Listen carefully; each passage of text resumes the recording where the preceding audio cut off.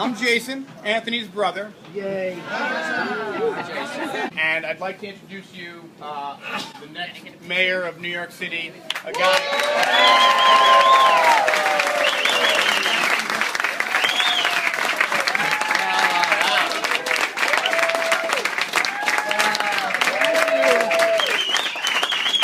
Thank you very much to the first 100 of you that got a little yellow ticket to have a drink. Congratulations, you won the jackpot. Let me start by thanking our host, Jason Weiner, who is the proprietor here. To everyone who works here at Almond, who is getting paid even less to be here than Jason usually pays you, thank you very much. And to all of you who've turned out, many of you are here who have carried petitions for me in the hot sun for the last several weeks. Thank you very much for helping me get on the ballot. I now have you to blame. Thank you very much for that.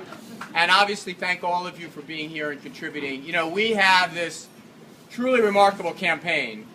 We are doing things quite differently than they usually get done. We decided, frankly, to run a campaign not based on how many famous people were going to endorse me, not how many organizations or how many clubs or political or unions or whatever they are. We have the greatest respect for all of those people, but we wanted to do things a little differently.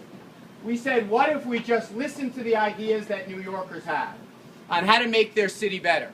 What if we just think about our ideals of what make this city great, how we encourage entrepreneurship, how we encourage personal freedom and opportunity, how we look at every single corner of the city and how we find the very best and bring them into the conversation. What if we try to wage a campaign on that scaffolding, on that foundation? What would happen? And what would happen was, we're now leading in the polls. We now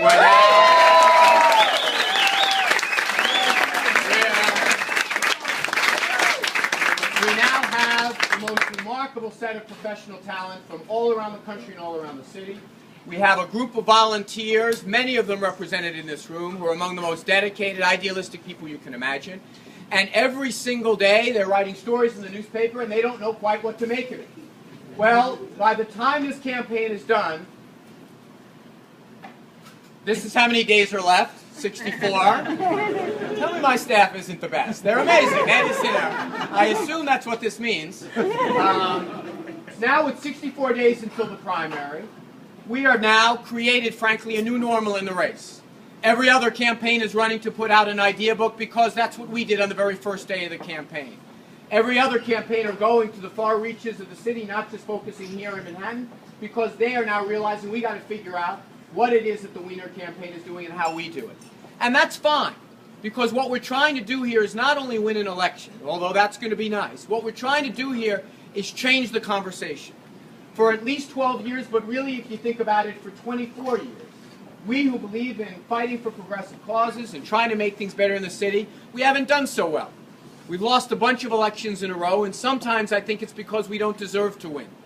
If we're able to do it this way, to organize a lot of people from disparate parts of the city with different backgrounds, with different stories to tell, but around unifying themes, around the notion that we come from different places all around the globe, we have all different experiences, but we do have some common aspirations.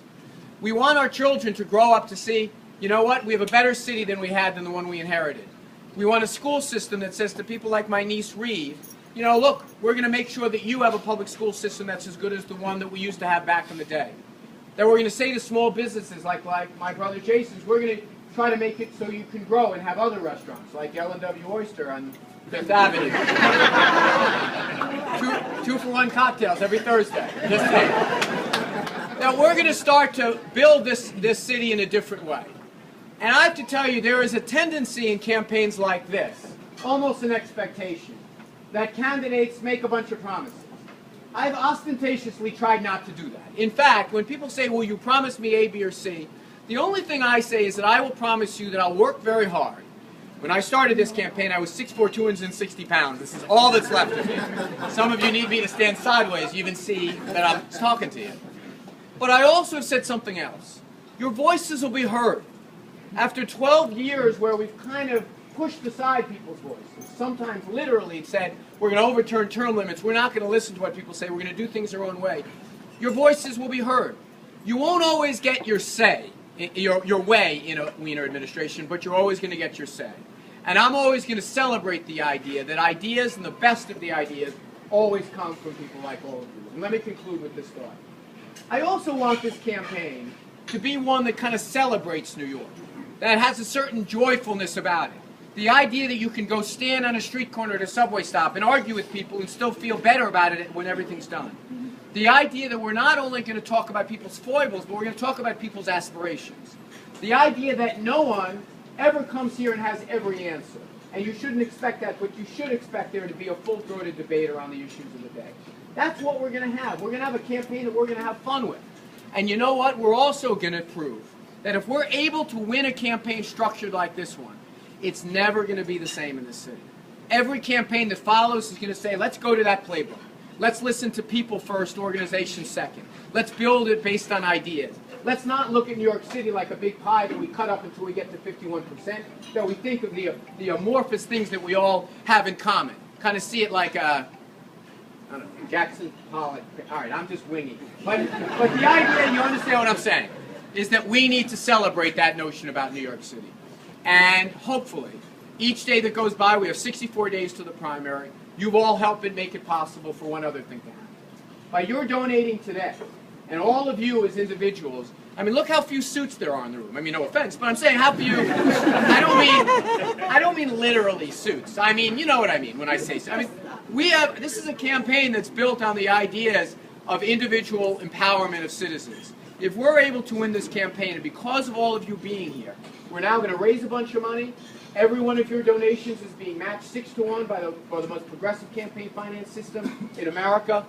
A billionaire may be waiting for me when I run in November. I say bring it on. Because we are in a position that we have the good ideas, the people behind it.